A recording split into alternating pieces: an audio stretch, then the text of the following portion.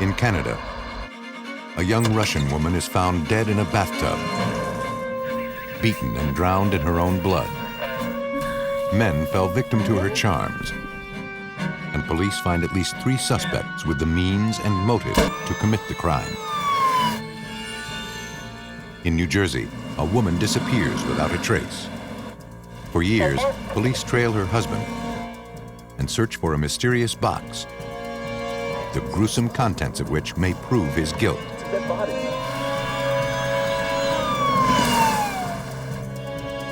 A victim usually never foresees danger when the perpetrator turns out to be a friend or a lover. Science and microscopic evidence can unmask these killers and find justice for those who are loved to death.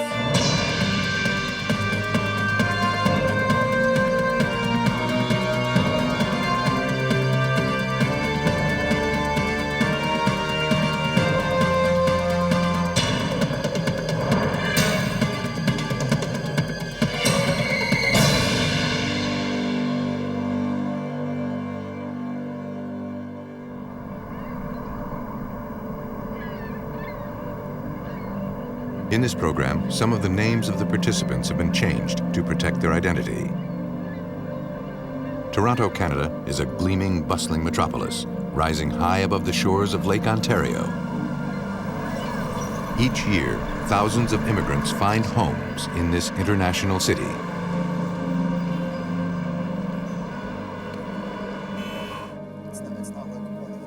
For some, the journey leads only to danger and heartbreak.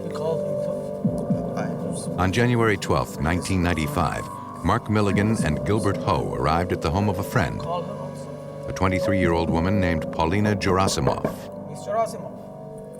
Paulina had been missing for days, and her friends convinced the building superintendent to let them in. Her door was unlocked. The apartment was neat, clean, and eerily quiet. Gilbert Ho went to check the bedroom, and there he made a shocking discovery. The room was in disarray, the bed spattered with blood. It was a horrific, violent scene. But in the bathroom was something more brutal. In the bathtub lay a woman's body, submerged in bloody water. The skull had been shattered, but they knew it was Paulina. They called police. Arlington 911, what do you report? Police dispatch received a frantic call from Gilbert Ho at 1:40 p.m. What do they say that they're looking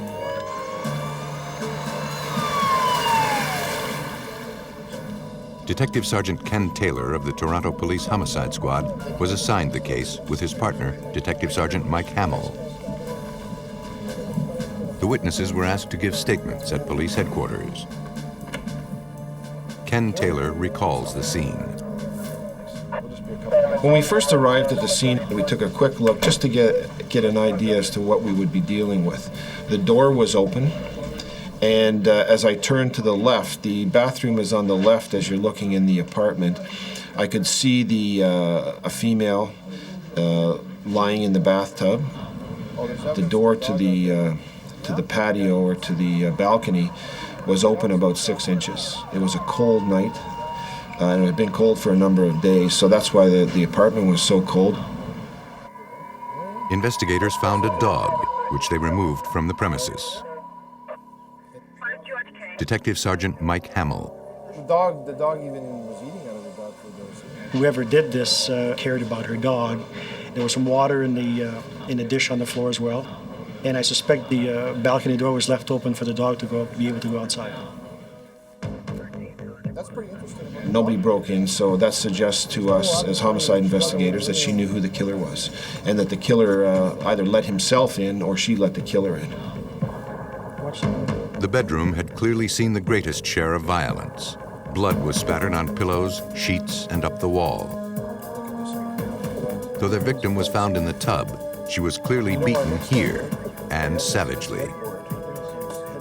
detectives spotted a curious ring of dried blood, which indicated that something had been placed atop the dresser during or after the crime.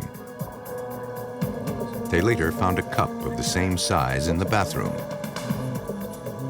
Police theorized that while the killer was cleaning up after the murder, he'd made himself a cup of tea. Whoever it was comfortable in the apartment, probably knew that nobody else would be coming, and he had plenty of time to clean up. Toronto Police Detective Richard Wisnowski of the Forensic Identification Services was dispatched to the apartment that afternoon. The victim appeared to have been dead for several days. The first thing that I did was to photograph all the rooms in detail and then to start collecting any evidence that might prove useful to the investigation. Under the body in the bathtub, I found a hammer, which was most likely the murder weapon. The detective also observed disinfectant cleanser in the bath. This was a unique crime scene that I have not encountered very often, in the fact that there was the brutality of the murder and the condition that the body was left in. Throughout the bathroom, Detective Wisnowski dusted for prints. If it was a stranger-to-stranger homicide, then fingerprints and any evidence left in the apartment would be very important. In the living room, he collected an answering machine tape, which could also help clarify time of death. But it was the signs of violence in the bedroom that seemed the most perplexing. The drawers of the dresser were open and clothes were scattered around, but it appeared that nothing of value was taken. It wasn't a true robbery in the sense what I've experienced in the past. It looks like it was a staged incident, and it was a cover-up for the true intention was to commit the murder. At police headquarters, detectives took statements from Paulina's two friends who had discovered her body. Mark Milligan had grown concerned when she wasn't answering her phone and had missed class for several days. Yes. Did that today. Paulina, he explained, was an art student at a local university. Decided to go. He was at that apartment because of his concern, because nobody had seen or heard from Paulina for quite some time. He was obvious, it stood right out at us that he was a friend, never a suspect. Gilbert Ho was a boss of Paulina's at a bar where they worked in downtown Toronto. Mr. Ho was very cooperative with us. He was, from what I understand, the one who started the sort of search party for Paulina. But unlike Milligan, detectives were not able to cross him off their suspect list. He told police he was having an affair with Paulina. Oh, well. He was paying bulk of her rent, and it was obvious from what he said that he cared for her very much. Gilbert Ho had last seen Paulina earlier that week, on Monday, January 9th. Never seen this one before. Certainly hope so. The two had eaten dinner and were planning to spend the evening in her apartment Hey, sweetie. when she received a phone call. How are you? Ho explained to detectives that he was not disturbed by the call. You're more than welcome. Paulina was very pretty, and he'd long ago accepted the fact that she had many men in her life. Are you sure? Yeah? She asked Ho to leave around 1:30 in the morning. I'm gonna see you later. He assumed she was expecting another guest. In the days that followed, he left several messages on her answering machine, but she never called back. Paulina's body was sent to the office of the chief coroner in Toronto. An autopsy was conducted the day after Paulina was found. Although her body had lain out for days, the pathologist's task was made easier thanks to the bathtub's cool water and the wintry air rushing in from the balcony. Acting Chief Coroner, Dr. Barry McClellan. So in a case like this, where the body is found in a cooler environment, that in fact is a benefit to us when it comes to preserving the tissues and conducting the autopsy examination. They found ligature marks where she was bound at the wrists and ankles, and defensive wounds on her hands and arms. She had an excess of 20 blows to her head, and the pathologist at the autopsy felt that the hammer was consistent with the injuries. Doctors believe that Paulina, though severely beaten, was still alive when she was tied up and placed in her bathtub. The cause of death was determined to be blunt force head injuries with possible terminal drowning. 2 clues warranted further investigation: semen found in the body and a human bite mark located on her upper body. Police would have to wait for a final autopsy report. Neighbors confirmed that Paulina had several men in her life, including a husband, a man named Ivan Joseph. Joseph was a businessman who had recently moved to Calgary, some 2,000 miles away. He came to Toronto within a couple of days to be interviewed. She was estranged from her husband. As a matter of fact, they were going through divorce proceedings. He explained that he had last spoken to his wife on Monday evening, shortly before her dinner with Gilbert Ho. During that phone call, she told him that she would be sending him papers that would finalize their divorce. Ivan Joseph had known Paulina in Russia. The two had been high school sweethearts. How are you? He immigrated to Canada in 1990. Paulina followed 2 years later. Within 4 months, the two were married, eager to start a new life for themselves in Toronto. The relationship was good at the start, and then she started working. She started getting more confident in herself, and they just sort of grew away. Joseph told police Paulina began coming home from work later and later. Hi, honey. And the newlyweds began arguing with increasing regularity. Oh, thanks for making dinner. After only 3 months, the couple separated. Relax. We're supposed to spend time For the last 2 years, they had lived apart. I don't have time for this. Well, where have you been? Ivan Joseph insisted that he and Paulina had remained friends. Who have you been with tonight? I was out with my girlfriends. I had errands to run. For work. We can talk. Police, however, were suspicious. Her husband was in Calgary at the time, but that doesn't mean that he couldn't have arranged something here for her. That nobody heard from her after this particular day was suspicious to us. Hey, Mike. Detectives now had 2 suspects to pursue, Gilbert Ho and Ivan Joseph. But with each day, it seemed, their list of possible perpetrators grew. Ex-boyfriend? Yeah. According to friends, Paulina led an active social life and began dating a 3rd man soon after her separation. She moved in with him in the fall of 1992.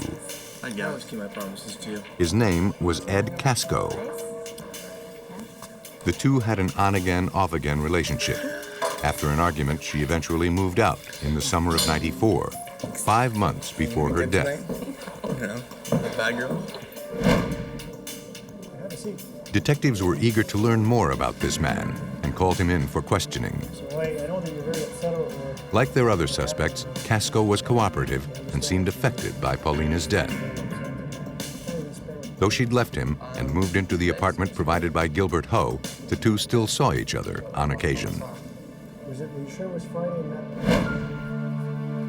Casco admitted meeting her on Friday, January 6th. He slept with her that night and left the next day. Detectives recalled Gilbert Ho's statement about a late-night guest Paulina was expecting.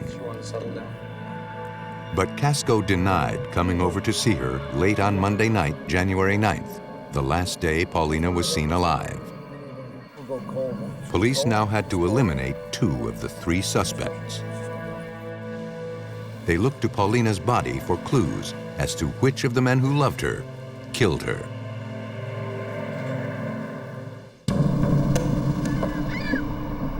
In 1995, a young Russian woman living in Toronto was found brutally slain. Paulina Jorassimov was struck 20 times in the head with a hammer and left to drown in a bathtub. 3 men, all current or former lovers, were under suspicion. Detective Mike Hamill. It's a process of elimination. You start off with a number of suspects, but the quicker you eliminate the less important suspects, the more time you will have to focus on the number 1 suspect. Investigators turned to Ron LeBlanc, hoping to gain a better understanding of their victim. Thanks, Ron. LeBlanc was the owner of a Toronto bar where the victim had worked. Gilbert Ho also worked at the bar. And Ed Casco was a customer there. Just about the beer. Gilbert Ho was our bar manager at the time. He was so distracted with her in every which way that he grew just progressively inefficient. So you're hearing what I'm saying? He started to spiral out of control because he could not concentrate anymore. Do you hear what I just said? LeBlanc informed detectives that he had been forced to fire both Gilbert Ho and Paulina Jorassimov in the fall. Their trip to the bar left detectives with more questions than answers. I can't think of any reasons why anyone would want to kill her. She was a fun-loving, easy person. She got along with everybody. She had no enemies in the world. Detectives hoped her body could point them in the right direction. At the coroner's office, Dr. Robert Wood made a mold of the bite mark on the victim's body, pouring a quick-drying silicone-based cast onto the wound. That is flowed over the skin, and then multiple layers are put on and allowed to set. We use this material in conventional dentistry, and it is extremely accurate. The bite mark impression was like a 3-dimensional fingerprint with unique characteristics that could ID a killer. The next step was to compare the bite radius of each suspect. Detectives asked each man to come to police headquarters and meet with a dentist. That would, in our opinion at that time, rule these people in, rule them out. Just open for me. Doctors took skin cells for DNA comparison and made models of each man's teeth. Now that can be done by any dentist, but I prefer to do the impressions when I can myself.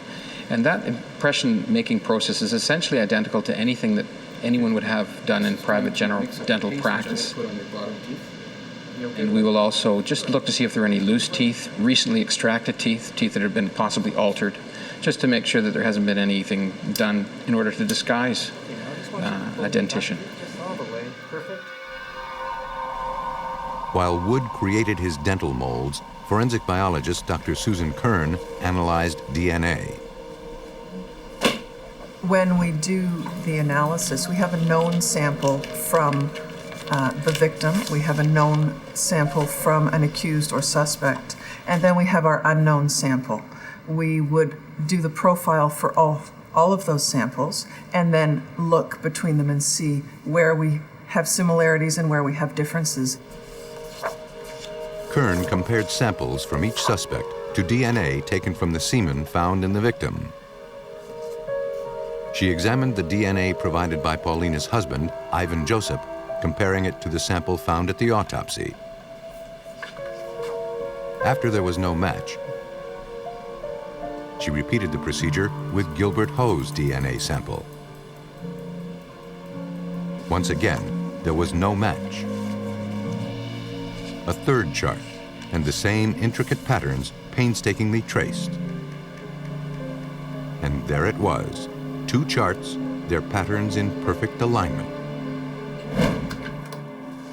It was Ed Casco, her longtime boyfriend. The ex-boyfriend seemed to be, at the time of her death, very much involved with her. Casco admitted to police that he and Paulina had quarreled on the phone Sunday, 2 days after he had last seen her. Results from the dental molds offered detectives another break in the case. Hello, Ken. I'll send along a report. After a meticulous comparison, Dr. Wood relayed his findings to police.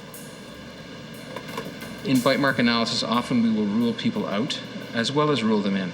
In this case, 2 people could be definitely ruled out, and 1 could not be ruled out. One of the suspects that Dr. Wood ruled out was Ed Casco.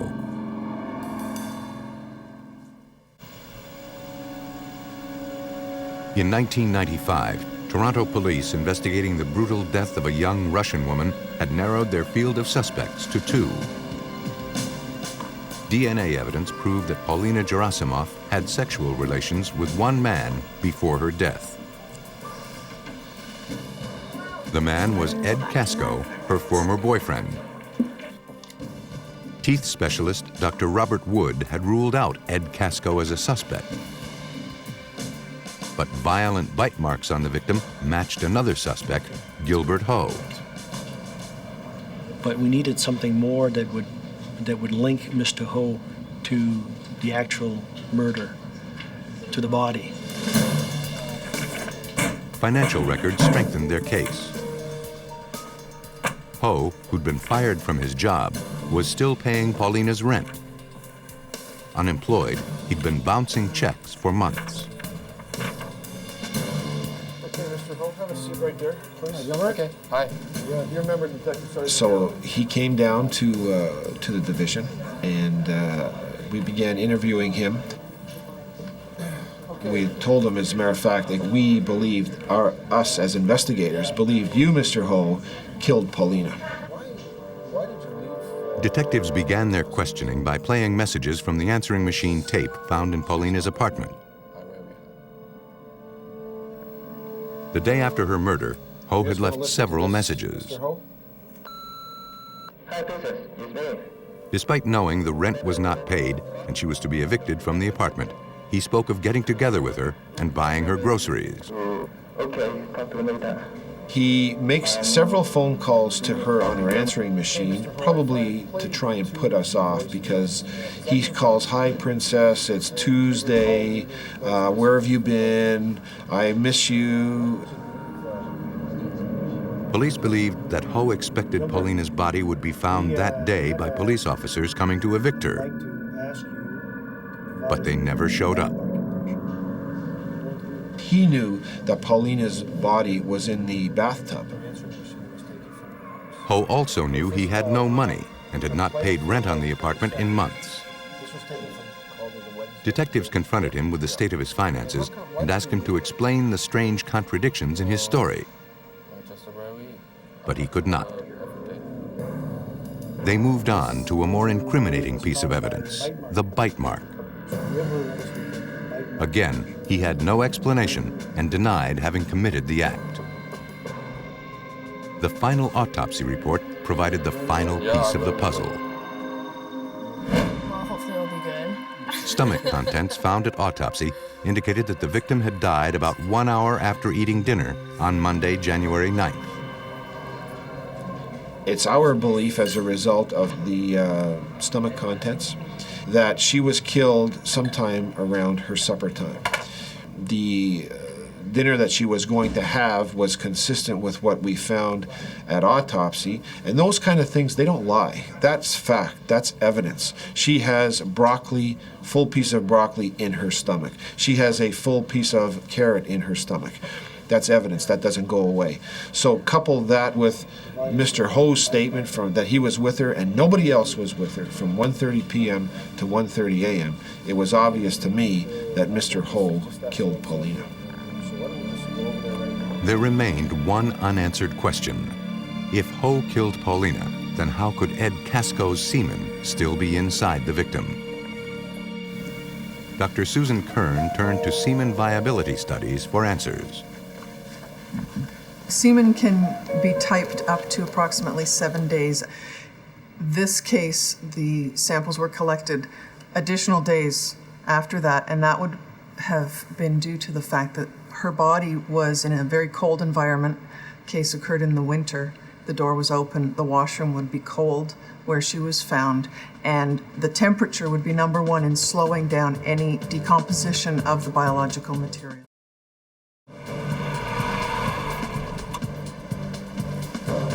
Okay, Mr. Ho. Detectives finally had their man.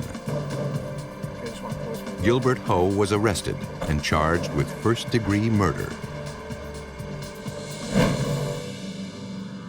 According to the landlord, Ho had been informed that his tenant would be evicted on January 10th. Police theorized that he never told Paulina, hoping to maintain her affections as long as possible. It was a strategy doomed to failure. Ho had run through his savings. On January 9th, with only hours to go before her eviction, Ho showed up at the apartment. Hi, Gilbert. For one last night. How are you? Oh, great. It's my position that she had no idea that morning that she was going to be evicted because nothing was packed. If she knew she was going to be evicted, you would have thought she's a responsible girl. She would have packed a bag. She wouldn't have just allowed the sheriff to come in, throw everything in garbage bags, and throw it out on the street. Ho did not leave the apartment as he testified to police. And Paulina was expecting no late-night guest. Gilbert Ho was the last man who saw her alive.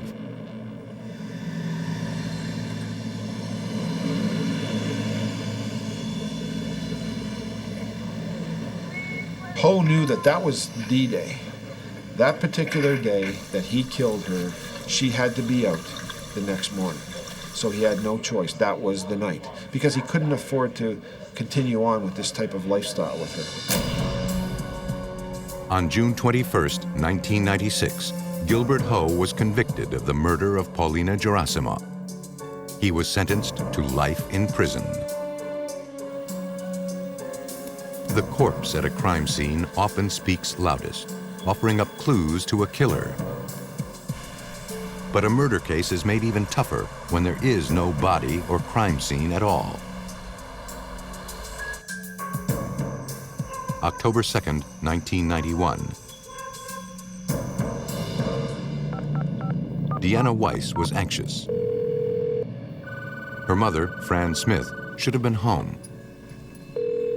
But for days she'd called and gotten no answer. Finally, a response. Yeah. It was John David Smith, her mother's second husband. And what he said shocked her. Smith did not know where her mother was. He thought she had gone to visit her. Okay, yeah.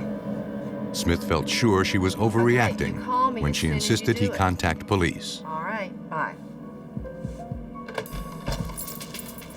He reluctantly agreed.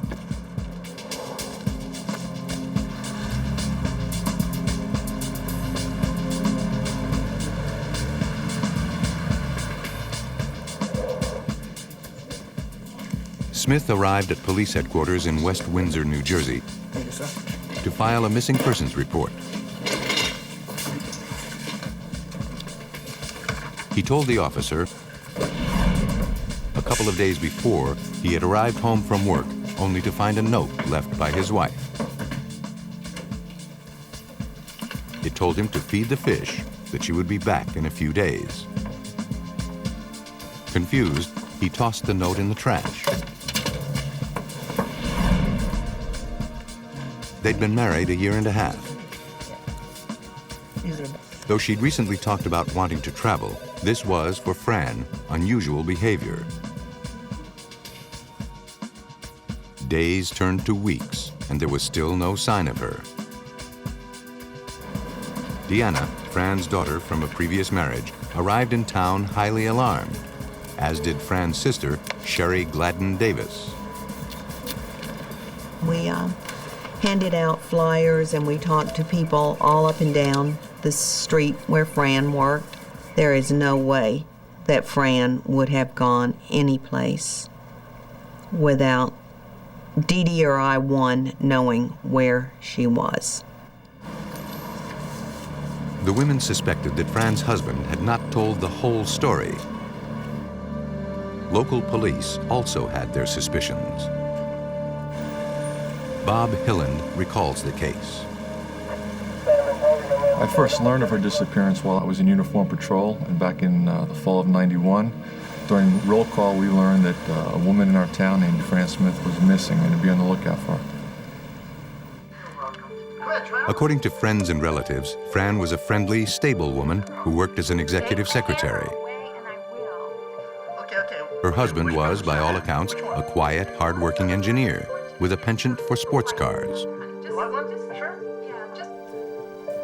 Lead detective Mike Dansbury interviewed Smith several times in the months following the disappearance. Each time, he was left with more questions than answers. There were a lot of inconsistencies in the initial report that John had provided to the police. Number one, Betty Fran was incapacitated.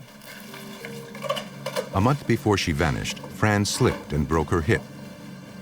She was recovering at home. Here was a woman who couldn't walk out of her own house or downstairs without the assistance of crutches or a walker. She couldn't drive a car. She didn't have any money. And all of a sudden she vanishes off the face of the earth and nobody knows where she is. Fran's sister Sherry learned from police that Smith had been married before to a woman named Janice Hartman. She began combing phone books from towns and cities where Smith had lived.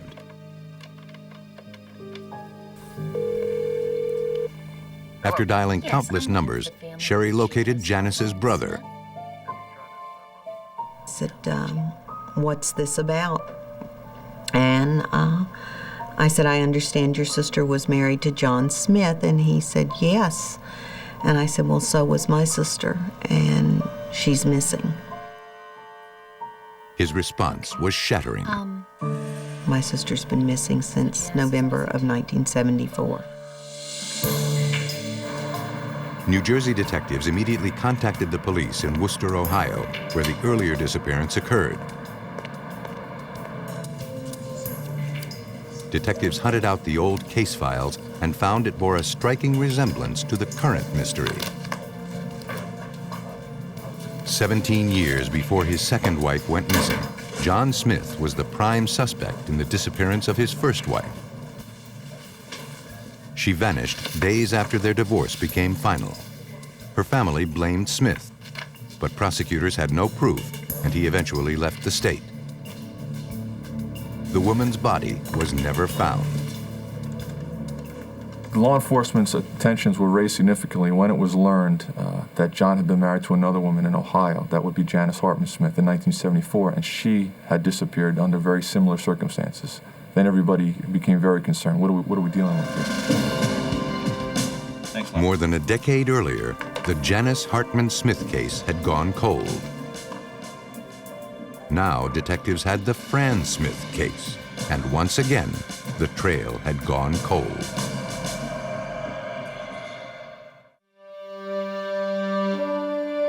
For more than 2 decades, suspected murderer John David Smith had baffled authorities. First in Ohio in 1974, and then in New Jersey in the 1990s. By 1997, the FBI's cold case squad, based in New York City, was eager to take a crack at him. Leading the new investigation was Bob Hilland, the former New Jersey patrolman, now an FBI agent, dedicated to solving unsolved crimes. I knew how frustrating it was back in 91, 92, because there was a lot of work put into that case. Smith's wives had a habit of disappearing, as did Smith, who skipped town once the local authorities gave up the chase. He was transient by nature. We didn't really know where he was. Finding a man named John Smith, the right John Smith, would not be easy. We kind of had to start from scratch as far as going back and generating a timeline of places he had been, places he had lived, places he had worked, people whom he had known. Hilland tracked down a longtime girlfriend of Smith's in Connecticut. Stubborn at first, she eventually revealed his location, California. Agents located Smith in San Diego and kept him under surveillance. He was working for a custom car manufacturer. They discovered he'd maintained his fondness for sports cars and spouses. Smith had married a third time, and agents were concerned that she would become another victim. In 1998, Bob Hilland led a task force meeting at FBI headquarters in Quantico, Virginia. The plan, to take down John David Smith once and for all. In the previous investigations, when John was brought in by law enforcement and interviewed, his immediate cause of action when he left the police station, he would go to his family, his friends, anybody that knew him, and he'd say, listen, the police are probably going to come talk to you. If they talk to you, don't say anything. Don't even speak to them. And he would kind of give them a heads up. So the strategy here was, let's identify everybody in John's life from as far back as 1974 to present day, people who we felt potentially had information or could offer assistance in this case. Then we're going to go out and interview everybody simultaneously. It took nearly 6 months to coordinate the operation,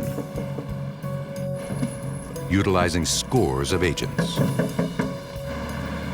On May 5th, 1999, everyone was in position.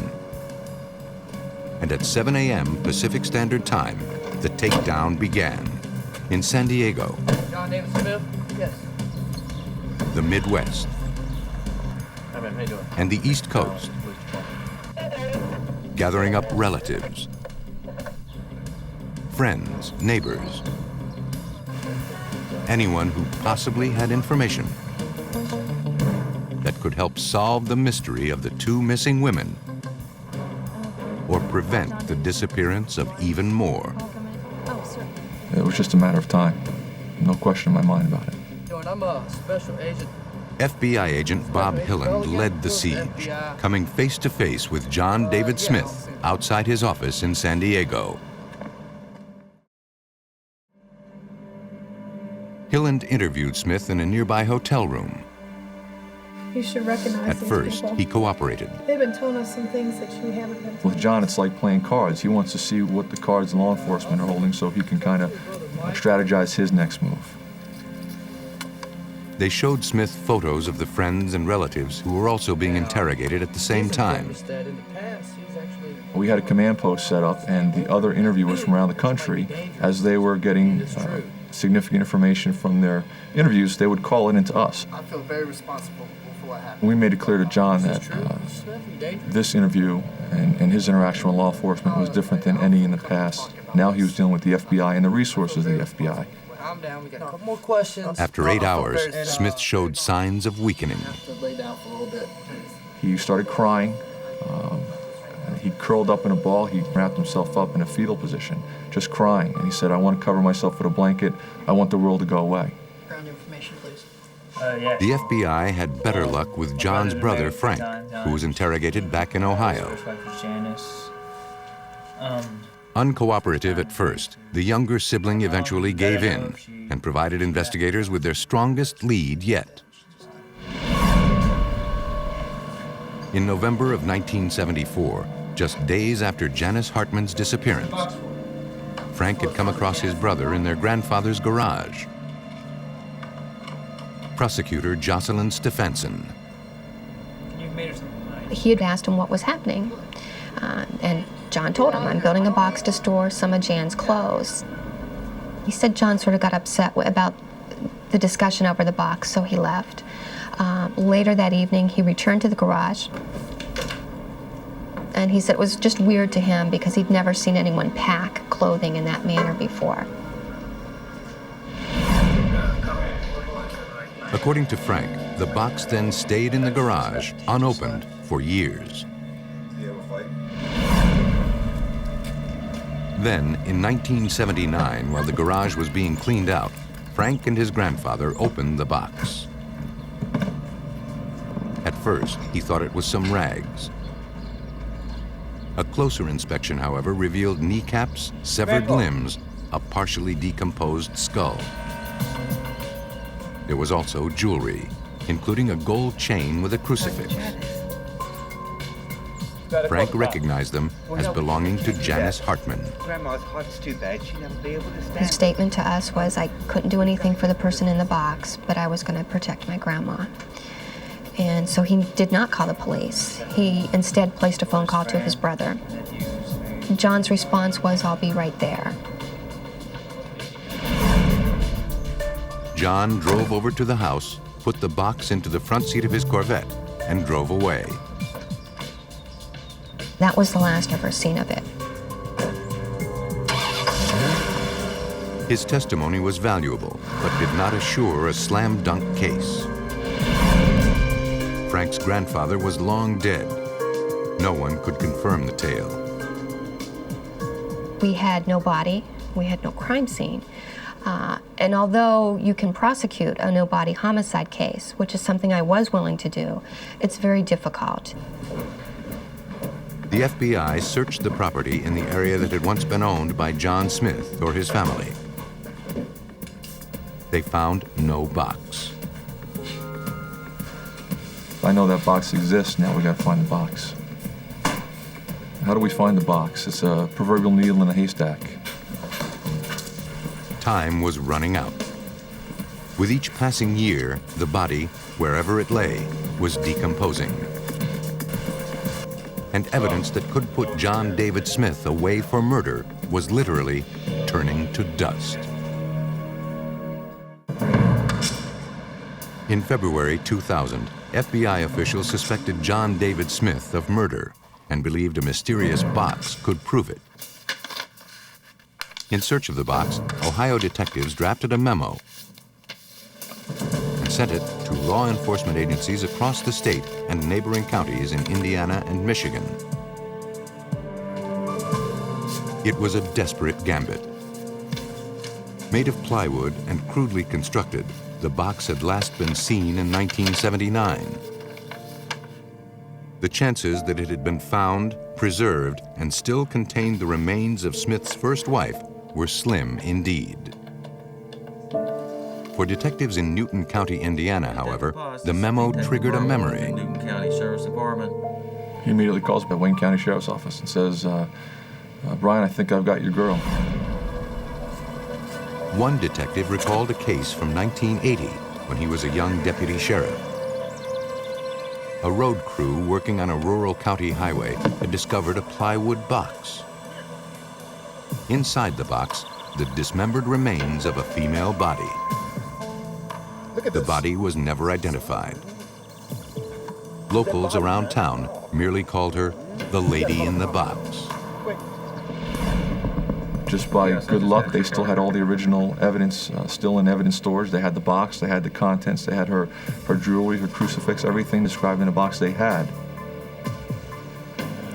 They had buried her remains in a Jane Doe grave, so she was out in the cemetery. The next step was we have to go to the cemetery and exhume her body. It was March 3rd, 2000. More than 2.5 decades of police work had come down to this moment. Now we had a body. We were hoping that we would be able to determine how she died, which is something that's always helpful in any murder case. We also wanted to make sure that we had the right body. The bones were examined by Dr. Frank Saul, a forensic anthropologist at the Lucas County Coroner's Office. The skeletal remains were in surprisingly good condition. The elements of the pelvis that told us that she was a female. We then examined the bones directly and radiographically and determined that although she was mature, she was young mature. And we told the agents and the detectives that she was probably in her 20s. The description matched that of Janice Hartman, who was 23 when she went missing.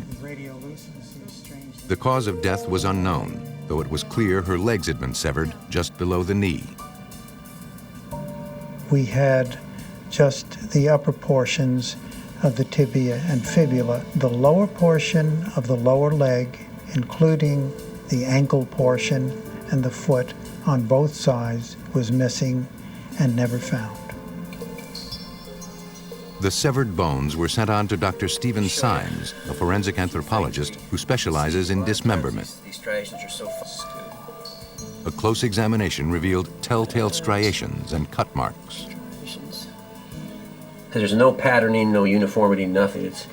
They're going every which direction. The cuts were made by hand with a blade that had a serrated edge and 10 teeth per inch.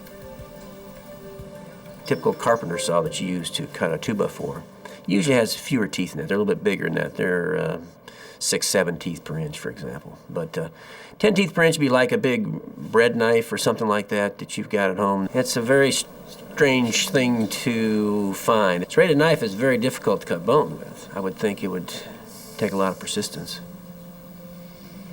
John had said, if I can't have her, nobody's going to have her, and she'll never walk away from me. So the thought has been discussed that by cutting her legs off, she will physically never walk away from him again. The final step was DNA analysis at the FBI laboratory in Washington, D.C. Genetic material extracted from the bones was compared to a sample donated by Hartman's mother. Both samples shared the same DNA sequence. Finally, they had scientific proof. The lady in the box was Janice Hartman. On October 3rd, 2000, John David Smith was arrested in San Diego. Faced with irrefutable evidence in his first wife's murder, investigators hoped Smith would confess to killing his second wife and reveal the location of Fran's body.